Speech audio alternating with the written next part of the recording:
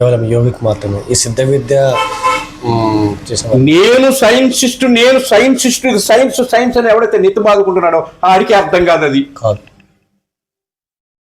అంత సైన్సిస్ట్ ఆయన, సైన్సిస్టులకే సైంటిస్ట్. నువ్వు ఏ రూపంలో అంటే చూడు, భగవద్గీత ఏ పక్క నుంచి అన్నీ రా, నీకు అదే అర్థం వస్తుంది. రోజు రోజుకు ఒక అర్థం వస్తుంది. ఈవేళ చదివినటువంటి శ్లోకము రేపు చదివితే రేపు ఇంకో అర్థం వస్తుంది. అందుచేతన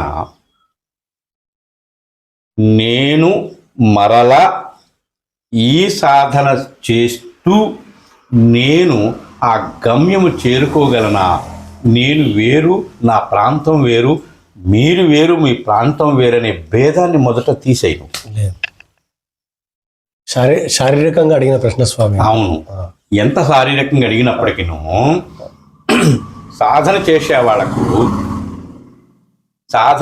వాళ్ళకు మొదట సంశయ రహితం కావాలి. అయిపోతుంది. గనుక నువ్వు చంద్రమండలం వెళ్ళిపోయి అక్కడ సాధన చేసినా అదే పొందుతావు, భూలోకంలో ఉండి ఇదే సాధన చేసినా అదే పొందుతావు, నువ్వు అరణ్య మధ్యంలోనికి వెళ్ళిపోయి చేసినా అదే పొందుతావు, నీ ఇంటి గృహలో 4 గోడల మధ్య కూర్చొని సాధన చేసినా అదే పొందుతావు. పొందే వస్తువు ఒకటే, పొందబడేవాడు ఒక్కడే. ఆ పొందేదానికి ఈ పొందబడేదానికి మధ్యలో ఉండేటువంటి మార్గం కూడా ఒక్కటే. నేనే సత్యము, అదే సత్యము. ఏది ఆ నేను? నీ లోపల మీరు చూసారా, ఇందాక మీకు చెప్పాను, ఏం పుష్పం అది? నాగమల్లె పుష్పం. ఆ నాగమల్లె పుష్పానికి ఆ పైన శిరస్సుల్లాగా నాగుబాము అది 5 శిరస్సుల్లాగా ఇలాగా ఆ కాండాలు ఉంటాయి, రేఖలు ఉంటాయి. ఈ డొప్ప మధ్య భాగంలో లింగం ఉంటుంది, అంటే చిన్న బొడుపు ఉంటుంది. ఆ బొడుపునే మనం శివలింగం అని అంటాం కదా. అది శివలింగ పుష్పం అని కూడా చెప్తారు. మీకు ఎక్కడ దాకా ఎందుకు? లింగదొండ అని ఒక పాదు ఉంది. లింగదొండ నిజమైన లింగాయతులు అవి, మీరు కాదు. అది ఇంచుమించు గోళికాయ సైజులో ఉంటుంది. దానికి సారలు ఉంటాయి మీద. ఆ పండుని ఇలా ఇప్పు చూసి అవన్నీ శుభ్రంగా కడిగేసి అలా చేతిలో చూసుకుంటే దగ్గర 20 నుంచి 25 వరకు ఉంటాయి లింగాలు ఉంటాయి. ఆ లింగాన్ని ఒక భూతత్వంలో పెట్టి చూస్తే ఆ డిజైను ఎవ్వడు చెక్కలేడు. అంత అద్భుతం అని చెప్పడానికి లేదు, మహా అద్భుతం అనమాట. అది పానమట్టం ఉంటుంది. ఆ పానమట్టం కింద మళ్ళీ ఈ షేప్ ఇలా ఉంటుంది కదా, ఆ కటింగ్ ఉంటుంది. ఆ పైన లింగం ఉంటుంది, బొడుపు, ఆ చుట్టూ కటింగ్ వస్తుంది, డిజైన్ వస్తుంది అనమాట. మతిపోద్ది అసలు ఈ దీన్ని సృష్టించిన వాడే గొప్ప శిల్ప అనిపిస్తుంది. అవన్నీ వేసి పాల్సిన భూమి మీద అంతే అనిపిస్తుంది అనమాట. 30 ఉంటాయి. ఆ లింగాలు జాగ్రత్తగా, పండులో ఉన్న లింగాలు జాగ్రత్తగా తీసుకుని బొడ్డురాలైన అంటే బిడ్డలు పుట్టినటువంటి ఓ స్త్రీ అవి 3 సార్లు కానీ 3 తపాలు కానీ మింగితే, అంటే వాటికి టైమింగ్స్ ఉన్నాయి, ఆ టైం ప్రకారంగా ఆ లింగాలు మింగితే ఖచ్చితంగా గర్భిణి వస్తుంది. మరి ఇప్పుడు మనకు అడ్డసరం ఆకులని, అడ్డసరం చెట్లని ఉంటాయి. అవి చాలా చోట్ల పెద్ద పెద్ద చెట్లు మామిడాకులాగా ఇంతంత పొడుగుంటాయి. స్త్రీ మెన్సెస్ అయిన తర్వాత 15 నుంచి 16, 17 ఆ మధ్య 3 రోజులు దాని చిగుళ్ళు తెచ్చుకుని పాలతో సేవించి పెరుగన్నం కానీ లేదంటే పాలన్నం కానీ 3 రోజులు సేవిస్తే ఖచ్చితంగా మగపిల్లవాడు పుడతాడు. ఇది ఆయుర్వేద సైన్స్. ఇది ఇప్పుడు నెమళ్ళు ఉన్నాయి కదా, నెమళ్ళు, ఆ నెమలు ఈక కన్ను ఉంటుంది. ఆ కన్ను జాగ్రత్తగా 3 కన్నులు కట్ చేసి ఆ 3 కణులు ఒక ఈ మాత్రం బెల్లపు ముక్క, పాత బెల్లపు ముక్కతో కలిపి మెత్తగా నూరి ఆ ఉండను 3 సార్లు కానీ 3 రోజులు మింగితే ఖచ్చితంగా మాకు పిల్లవాడు పుడతాడు. ఇదే సైన్స్. నీ సైన్స్కి అందుద్దా ఇది? ఇది ఒరిజినల్ సైన్స్. అసలు సైన్స్ అంటే ఏమిటి? ఓ మాట చెప్పండి నాకు. మీరు సైన్స్ సైన్స్ అంటున్నారు కదా, సైన్స్ అంటే ఏమిటి?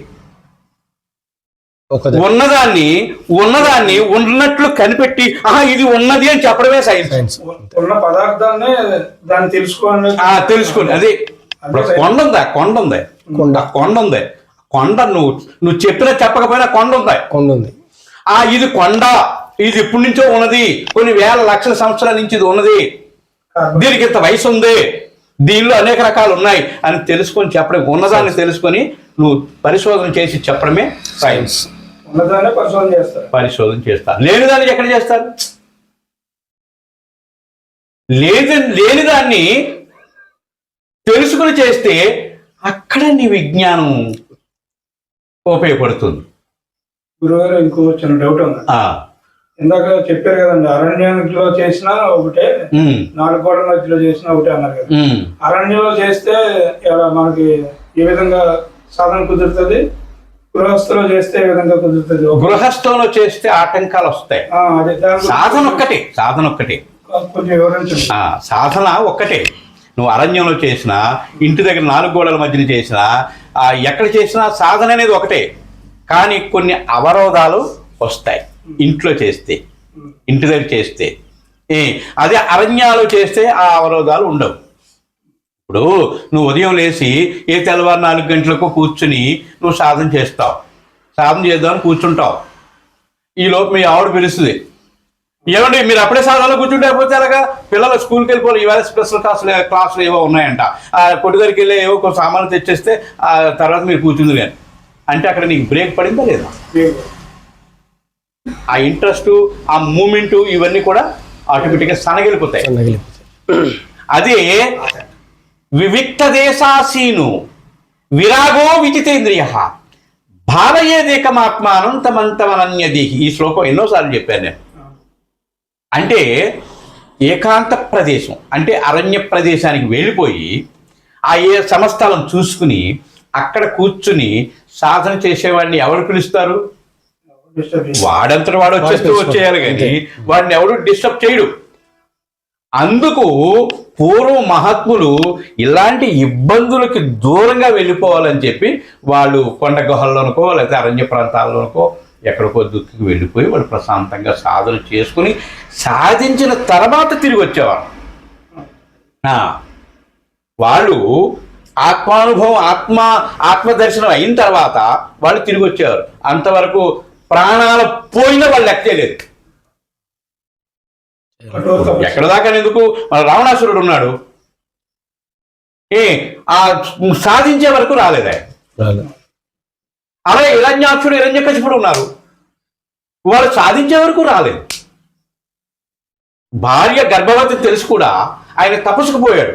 ఆయన లక్ష్యం అది, ఆయన సాధించుకోవాలి, సాధించేంత వరకు రాలేదు. అందుకు పట్టుదలతోటి, అంతటి పట్టుదలతోటి పట్టు విడవకుండా ఒక ఏకభావంతో సాధన చేస్తారు కాబట్టి వాళ్ళందరికీ రాక్షసులని ఒక పెద్ద బిరుదు ఇచ్చారు. పట్టు విడవకుండా చేశారు కాబట్టి రాక్షస పట్టు అంటారు కదా, అలా పట్టు విడవకుండా వాళ్ళు సాధించే వరకు సాధన చేసి తపస్సు చేశారు కాబట్టి వాళ్ళు రాక్షసులను ముద్ర వేసి వాళ్ళ ప్రాణాలని హరించారు.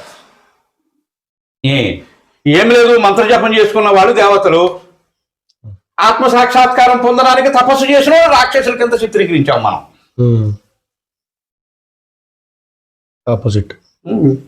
దక్షిణ భారతీయులందరినీ అదే కదా ముద్ర వేశారు మరి.